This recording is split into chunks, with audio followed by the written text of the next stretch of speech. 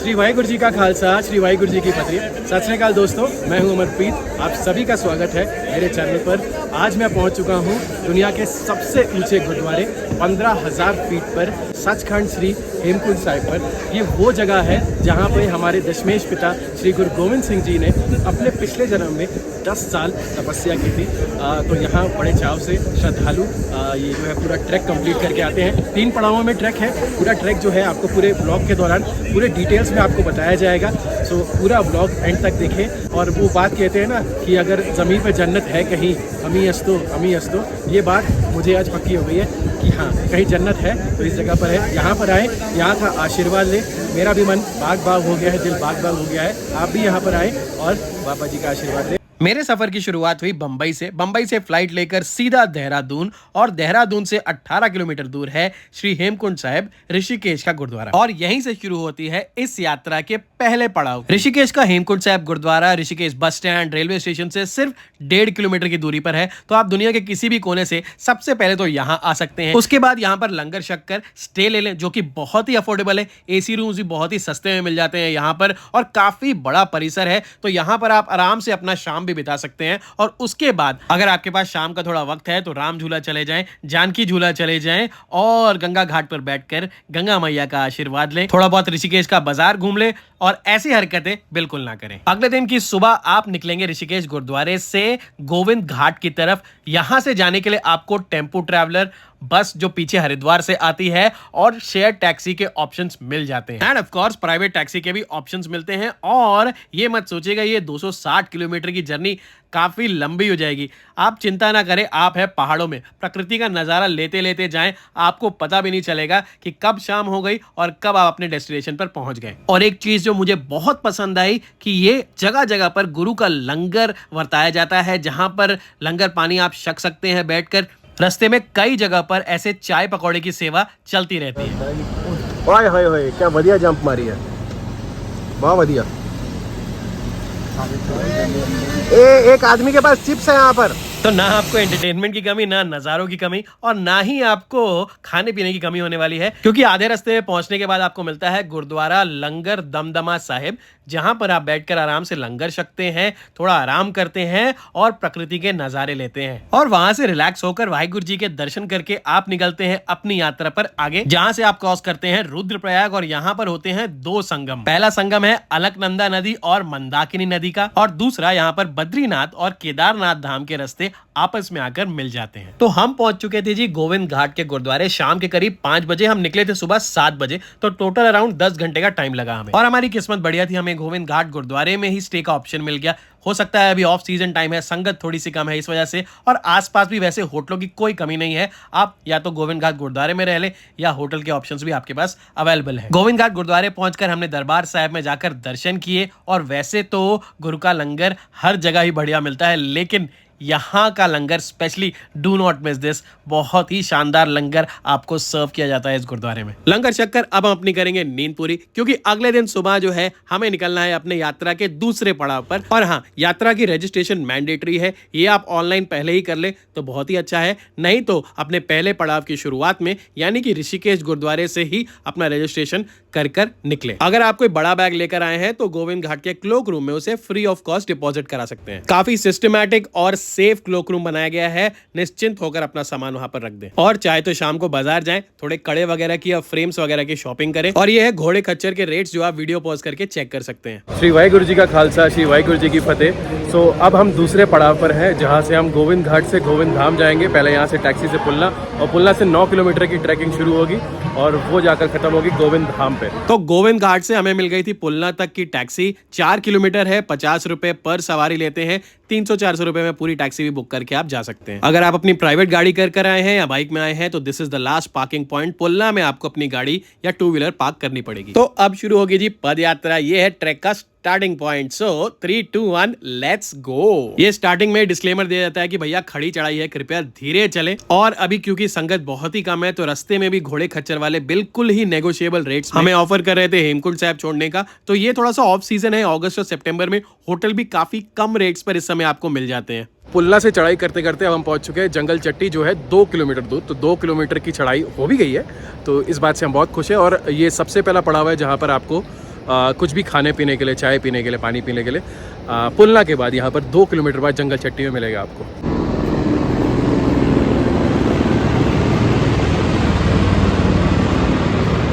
Helicopter यात्रा की booking generally आपको ऑनलाइन ही करानी पड़ती है heliyatra.irctc.co.in पर जाकर, या ऑफलाइन अगर स्लॉट्स अवेलेबल है तो गोविंद घाट के सामने ही इनका ऑफिस है, वहां से बुकिंग कर लें। लेकिन एक बात ध्यान में रखना कि हेलीकॉप्टर यात्रा सिर्फ अभी गोविंद घाट से गोविंद धाम तक ही हो सकती है, क्योंकि हेमकुंड साहिब जो ऊपर का हेलीपैड है वो अभी अंडर कंस्ट्रक्शन है। वेल, बीच बीच में आपको ऐसे शॉर्टकट रास्ते जो है मिलते रहेंगे, लेकिन इस पे वही ट्राई करें जो ट्राई कर सकता है। फालतू में वैसे मैंने बताया रैम्बो नहीं बनने का, ट्राई कर सकते हो, करो, चलो। जगह जगह पर ऐसे रेन शेड्स बने हुए हैं ताकि जहाँ पर भी बारिश हो तो वहाँ पर आप रेस्ट कर सके। जैसे आप आवाज़ से ही समझ रहे हैं, सांस काफ़ी फूल रही है, लेकिन सामने बापुओं आंदा वे, एक बड़ा हौसला मिलता है यार। आपको रास्ते में काफी ऐसे बुजुर्ग पद यात्रा करते हुए मिल जाएंगे, वाहिगुरु जी की मेहर रहे इन पर। गोविंद घाट से गोविंद धाम की दूरी 13 किलोमीटर है। जो पहला 4 किलोमीटर है वो आप बाई टैक्सी, शेयर टैक्सी कर सकते हैं, 50 रुपये पर सवारी लगते हैं। और उसके बाद जो है 9 किलोमीटर की खड़ी चढ़ाई है। गोविंद घाट से गोविंद धाम पूरा दिन लग जाता है, 9 से 12 घंटे लग जाते हैं। हौले हौले चढ़ते जाएं, बीच बीच में ब्रेक्स लेते जाएं, और पूरा दिन होता है आपके पास, क्योंकि जो नेक्स्ट चढ़ाई है 6 किलोमीटर की हेमकुंड साहिब तक, वो आप अगले दिन ही कर सकते हैं। तो पूरा दिन लें, आराम से चढ़ें और गोविंद धाम तक पहुँचें। रास्ते में बहुत ज़्यादा भी शॉप्स वगैरह नहीं है, काफ़ी डिस्टेंस में भी है। सो जो भी ज़रूरत का सामान है, कुछ लाइट खाने पीने का और पानी वगैरह, वो हमेशा अपने साथ में रखें। और अगर आप तीर्थ यात्रा पे आ रहे हैं और अगर आप कर रहे हैं तो आप सोच सकते हैं, जैसे इस बोर्ड में लिखा ही है, आप पढ़ ही सकते हैं। सो अगर आप सक्षम हैं तो यात्रा कोशिश करके पैदल करें। अगर कोई भी XYZ रीज़न है, आप खच्चर से जाना चाहते हैं, हाँ, तो ज़रूर इसे करें, लेकिन बस इन चीज़ों का ज़रूर ध्यान रखें। बीच बीच में रास्ते में काफी जगह शौचालय की व्यवस्था भी की गई है। तो आप पहुंच चुके हैं भुंडार, जो कि है पुलना से 5 किलोमीटर। कोई कहता है 5 है, कोई कहता है 6 है, हाँ। और यहाँ से गोविंद धाम कोई कहता है 4 है, 4.5 है। तो घांगड़िया की या गोविंद धाम कह लो, उसकी आधे से ज़्यादा जर्नी जो है वो कंप्लीट हो चुकी है, टू माई सरप्राइज़। सो मेरी सरप्राइज़ की हम लोग इतनी जल्दी पहुँच चुके हैं। सो आगे और बढ़ते रहते हैं, अब गोविंद धाम में पहुँच के रेस्ट लेंगे। बीच रास्ते में पड़ता है पुल, यहाँ पर रेस्टोरेंट भी है, बैठकर आराम से खाएं, और यहाँ पर आपको खूबसूरत नज़ारे देखने को मिलते हैं। 2 रास्ते जाते हैं, पुल के नीचे से भी, ऊपर से भी। अब आप प्रकृति की गोद में हैं, आप पूरे नज़ारे लेते हुए जाएं। और जैसे आप देख ही सकते हैं, नज़ारे तो मैं ले ही रहा था, लेकिन इसके बाद बारिश में आने से ऐसा भी होता है, देखो जी। बीच में काफी जगह बारिश की वजह से रास्ते खराब हो गए थे, ऑलमोस्ट पूरे रोड टूट चुके थे। देख सकते हो आप, पत्थरों से क्रॉस करके हमें जाना पड़ रहा था। पुल क्रॉस करने के बाद चढ़ाई एकदम खड़ी है, और एक टाइम पे अंदर से ऐसी आवाज़ आती है कि बस बेटा, अब तुमसे ना हो पाएगा। लेकिन होगा, अपने आप को यही बोलना है, इसी अंदर वाली आवाज़ को हराना है और भगवान का नाम लेके ऊपर चढ़ते जाना है। ये एक जंगल एरिया है, तो रास्ते में आपकी भालू से या किसी भी जानवर से मुलाकात हो सकती है। देख सकते हैं आप, मधुमक्खी के छत्ते भी ऊपर लगे हुए हैं। इसलिए इस ट्रैक में रेकमेंड किया जाता है कि आप अकेले ना चलें, हमेशा ग्रुप्स में चलें। वेल, अपनी यात्रा में मुलाकात सिर्फ सोशल एनिमल से हुई, और ये मुलाकात मिलते जुलते बातचीत करते करते हम लोग ऑलमोस्ट घांगड़िया पहुंच ही चुके थे। आप हेलीपैड दे सकते हैं, ये है गोविंद धाम गुरुद्वारे का हेलीपैड। यहाँ पर काफी लोग कैंपिंग भी करते हैं। यहाँ से थोड़े से ही आगे जो है हमारा गोविंद धाम का गुरुद्वारा आ जाता है। करीब सुबह 6, 6:30 बजे यात्रा शुरू की थी, और ऑलमोस्ट 5 बजे तक हम लोग गोविंद धाम गुरुद्वारे पहुंच गए थे। ये है जी खुशी, गोविंद धाम पहुंचने की। 9 किलोमीटर का बढ़िया वाला ट्रैक कंप्लीट कर लिया, गोविंद धाम गुरुद्वारे पहुंच गया जी। लंगर वगैरह छक लिया है, अब रेस्ट करेंगे। कल यात्रा सुबह शुरू होगी to the highest gurdwara in the world, 15,000 feet पर, श्री हेमकुंड साहिब जी पर। सो अगले दिन प्रातः 5:30 बजे हमारी यात्रा का तीसरा पड़ाव शुरू हुआ, जो कि है गोविंद धाम से लेके हेमकुंड साहिब तक। सत श्री अकाल। सो यहाँ से फूलों की घाटी का रास्ता कटता है, जिसकी दूरी है 4 किलोमीटर। जाएं आराम से, फूलों का मजा ले, वादियों का मजा ले। पूरे दिन का ट्रैक है वैसे इसमें भी। श्री वाहिगुरु जी का खालसा, श्री वाहिगुरु जी की फतेह। तो दूसरा दिन का ट्रैक शुरू हो चुका है। अब तो काफ़ी डिस्टेंस पहले ही कवर भी हो गया है, क्योंकि शायद बॉडी को आदत हो जाती है आपकी, तो थोड़ा सा आसान हो जाता है सेकंड डे पर। सो अभी हमने 1 किलोमीटर ऑलमोस्ट क्रॉस कर लिया है। 5:30 बजे हमारा सफ़र शुरू हुआ था। उम्मीद तो ये है कि 10 साढ़े 10 तक पहुंच जाएंगे। अभी देखते हैं, अभी और 4.5 किलोमीटर का सफ़र बचा है। आप देख ही सकते हैं जो संगत है हौले हौले आस्ते आस्ते चढ़ते जा रही है। जो पूरी खड़ी चढ़ाई होती है उसमें हौले हौले धीरे धीरे सांस लेके चढ़ते जाना चाहिए, वाहिगुरु जी का नाम लेके चढ़ते जाना चाहिए, आप पहुंच जाएंगे। अपने आप को मेंटली प्रिपेयर करके आए। देखिए जी, बिल्कुल खड़ी चढ़ाई है और रास्ते में इसका साथ लेते रहे, काफी एनर्जी मिलती है बादाम से। और यहाँ पर भी सुलभ शौचालय की पूरी व्यवस्था है। 2-2 किलोमीटर में दुकान भी है, लेकिन हाँ, जो सामान है उसका कॉस्ट जो है ऑलमोस्ट डबल से ऊपर है, तो इस बात का ध्यान जरूर रखें। और ट्रैकिंग के दौरान आपको नेटवर्क जो है बहुत ही कम मिलता है। गोविंद धाम गुरुद्वारे में पहुंच के मिल जाता है, हेमकुंड साहिब में मिल जाता है, लेकिन रास्ते में जो है नेटवर्क का इशू काफी रहता है। सो पेटीएम से पे करने का ऑप्शन आपको बहुत जगह पर नहीं मिलेगा। ये मैं पीछे किसी गाने में झूम रहा था, कॉपीराइट के लिए मैंने इसको बंद कर दिया है। तो बात यह है कि अपने पास कैश का स्टॉक रखना जरूरी है। श्री वाहिगुरु जी का खालसा, श्री वाहिगुरु जी की फतेह। वेल दोस्तों, जो भी ये व्लॉग देख रहे हैं उन तक पहुंच गया है। ਆਪਾਂ ऑलमोस्ट हाफ डिस्टेंस जो है वो कंप्लीट कर लिया है तो हुन और 3.5 किलोमीटर तरह बच गया है। और कहते हैं कि हेमकुंड साहिब का जो ट्रैक है वो सबसे one of the most difficult tracks, अगर पिलग्रिम्स की बात की जाए, अगर रिलीजियस प्लेसेस की बात की जाए जहाँ पर हम ट्रैक करके चढ़ के पहुँचते हैं, one of the most difficult tracks है।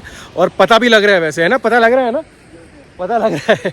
तो ट्रिक ये है कि हौले हौले धीरे धीरे, हाँ, स्लोली चढ़ाई करके सांस ले लेके, और ये जो प्रकृति आप मेरे आसपास देख रहे हो इसका आनंद लेके देखो, कहीं झरने हैं, कहीं इतनी हरियाली, कहीं ये ऊपर देखो जी दिल फरेब पहाड़।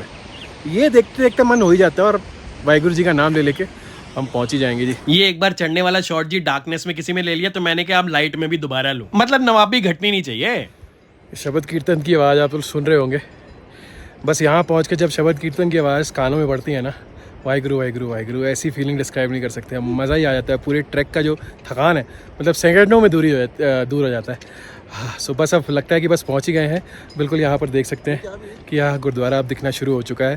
मतलब गुरुद्वारे का परिसर दिखना शुरू हो चुका है और बाकी ऊपर पहुँच के देखते हैं जी। वेल, एक प्रो टिप दे दूं आपको, जब आप गोविंद धाम से हेमकुंड साहिब जा रहे हो बिल्कुल लाइट ट्रैवल करें, क्योंकि ऊपर जाकर आपको बस स्नान करना है, तो उसके लिए टॉवल और अंडरवेयर और पानी वगैरह की बोतल ही लेकर चलें, क्योंकि ऊपर गुरुद्वारा 2 बजे बंद हो जाता है। वहां पर स्टे का कोई ऑप्शन नहीं है। सो आपको 2 बजे के बाद वहां से भेजना शुरू कर देते हैं। वेल, बीच में हमें और कुछ शॉर्टकट रास्ते मिले, जिसको मैंने ट्राई तो डेफिनेटली किया।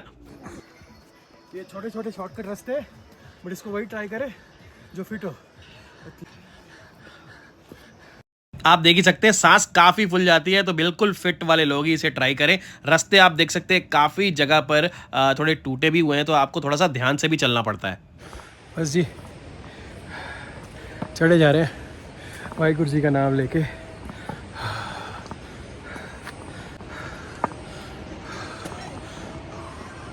हौले हौले चढ़ो, थोड़ा थोड़ा ब्रेक लो, थोड़ी सी सांस लो, फिर चढ़ो। ट्रैक के दौरान अगर गर्म कपड़ों की बात करूं तो आपको सिर्फ गोविंद धाम में ही इसकी जरूरत पड़ती है। अगर आप मई जून में आ रहे हैं, जब बर्फ का समय अक्टूबर में आ रहे हैं, तो आपको मोटे जैकेट की जरूरत पड़ सकती है। नहीं तो जुलाई अगस्त सितंबर में आप एक नॉर्मल जैकेट से अपना काम चला सकते हैं। ये बहुत होता है। तो हम पहुंच गए जी ग्लेशियर के पास। बस यहाँ से मुश्किल से 1 किलोमीटर का रास्ता बचा है। और ये अभी ग्लेशियर फ़िलहाल जो है फटा हुआ है। नहीं तो आमतौर पे अगर आप मई जून के मौसम में आओगे तो इस ग्लेशियर को क्रॉस करने में बड़ी शिद्दत और मेहनत लगती है। यहाँ पर जाम लग जाता है। हमारी किस्मत अच्छी है, सितंबर में जो है ये ग्लेशियर जो है, यहाँ से देख सकते हैं जैसे आप, ये फट गया है और इससे पूरा वाटरफॉल हो रहा है। तो हमारी किस्मत बढ़िया थी भाई, ये ग्लेशियर फटा हुआ था, आराम से हम क्रॉस करके आ गए। तो जी यहाँ से 2 रास्ते कट जाते हैं। एक तो ये 900 सीढ़ियाँ चढ़कर आप बाबा जी के चरणों में पहुँच सकते हो, और दूसरा ये ट्रैक करके आगे 1 किलोमीटर की दूरी आप कर सकते हो। देखो भाई, मर्ज़ी होती है अपनी अपनी। आप चाहे तो ये 900 स्टेयर्स क्रॉस करके जा सकते हैं, लेकिन उसके बाद आपके जो काफ मसल्स हैं अगले दिन वो आपको बताएंगे कि भाई साहब आपसे बहुत बड़ी गलती हुई है। ये 900 सीढ़ियाँ हैं और ये रास्ता सीधा जाता है 1 किलोमीटर। ये देखो जी, नो स्मोकिंग का बोर्ड लगा हुआ है और जगह जगह पर लिखा भी हुआ है कि एक पवित्र धाम है, यहाँ पर नशीले पदार्थों का इस्तेमाल ना करें। लेकिन अफसोस की बात है कल मुझे कुछ मुस्टंडे मिले जो खच्चरों पर बैठकर चढ़ रहे थे और स्मोक करते हुए जा रहे थे। जब मैंने उनको टोका तो उनके जवाब था, मुझे घूरने लगे। जवाब था कि भाई हम पिलग्रिमेज पे नहीं आए हैं, ऐसा वैसा। सो इट्स ओके यार, जहाँ तुम्हें कूल बनना है, ज़रूरत की जगह पर कूल बनना है तो वहाँ पर बनो। लेकिन यार रिलीजियस प्लेसेस पर आते हो, यंगस्टर्स कहते हैं कि कंट्री का फ्यूचर है, तो ऐसे एग्जांपल सेट करना, ऐसी जगहों पर आकर स्मोक करना, नशीले पदार्थों का, मैं कोई प्रवचन नहीं दे रहा, लेकिन यार ऐसी जगहों पर आकर अगर आप करते हो तो आप और आपके कर्म ही जानो। और ऐसे जगह पर आकर आपका पाप करोगे आप तो 10 गुना होकर 100 गुना होकर आपको ये जो पाप है ना वो लगते हैं। तो इन बातों का खास ख्याल रखें। मुझे बाद में रियलाइज हुआ कि वो शायद वैली ऑफ फ्लावर्स के ट्रैकर्स थे, लेकिन यार रास्ता तो गोविंद धाम गुरुद्वारे से ही होके जाता है ना, रास्ता तो सेम ही है। सो प्लीज़ आप जो भी वैली ऑफ फ्लावर्स में ट्रैकिंग करने आए, प्लीज़ नशों का सेवन ना करें। विश्वास नहीं होता भाई खुद पे कि ऐसी चढ़ाई करके आखिर में ऑलमोस्ट पहुंच ही गए। आ लो जी, बस 50 मीटर दूर पहुंच गया जी अपनी मंजिल। वाहिगुरू वाहिगुरू वाहिगुरू।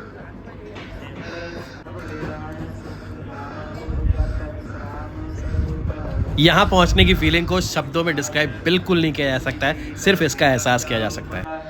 साध संत प्रभ देहो निवास, सर्व सुख नानक परगास। सितंबर के महीने में आने का ये फायदा हुआ कि आमतौर पे ये जो सरोवर है, कहते हैं ये पहाड़ जो है बर्फ से पूरी तरह ढके रहते हैं, लेकिन हमें बिल्कुल साफ सा नजारा मिला है इसका। और ये जी मैं करने लगा पंच ना यार, ये मत कहना यार कि मैं नीचे नहीं गया, मैं पूरा नीचे गया हूँ, ठीक है। बड़ा ठंडा पानी सी यार। सामान वगैरह अपना स्नान करते समय यहाँ पर किसी के पास रखवा लें। थोड़ा सा ही पीछे जूते रखने की भी जगह है, वहां पर आप जाकर अपने जूते जमा करवा सकते हैं। और स्नान करने के बाद पूरी थकान मेरी मिट चुकी थी। आराम से बैठकर, सुकून से बैठकर वहां मैंने शब्द कीर्तन सुने थोड़ी देर के लिए।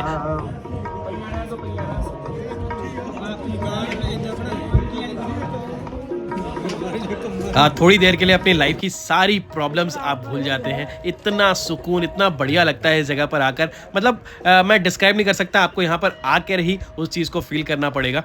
यहाँ पर आप स्क्रीन को पॉज कर करके और धीरे धीरे जो है पूरा इतिहास पढ़ सकते हैं। हमारे दशमेश पिता श्री गुरु गोविंद सिंह जी ने अपने 10वें ग्रंथ में इस जगह का जिक्र किया था। उन्होंने बताया कि यहाँ पर उन्होंने काफी सालों तक अकाल पुरख की तपस्या की थी। कहते हैं बड़ी मेहनत से हवलदार मोदन सिंह जी और संत सोहन सिंह जी ने इस जगह की तलाश की थी, और उसके बाद काफी सारे लोगों की और स्पेशली आर्मी ऑफिशियल्स की मदद से इस गुरुद्वारे का कंस्ट्रक्शन हुआ था। बड़ा ही मुश्किल कंस्ट्रक्शन है, क्योंकि यहाँ पहुंचना ही इतना मुश्किल है। आप समझ ही सकते हैं अक्टूबर से लेकर अप्रैल तक, क्योंकि विंटर सीजन में गुरुद्वारा साहब पूरी तरीके से बर्फ से ढका रहता है, और सिर्फ मई में जाकर काफी मेहनत मशक्कत के बाद बर्फ हटाने के बाद गुरुद्वारा खुलता है और नेक्स्ट 6 महीने तक चालू रहता है। यहाँ पर आपको फ्री डिस्पेंसरी सेवा मिलती है और खिचड़ी और चाय का लंगर भी मिलता है।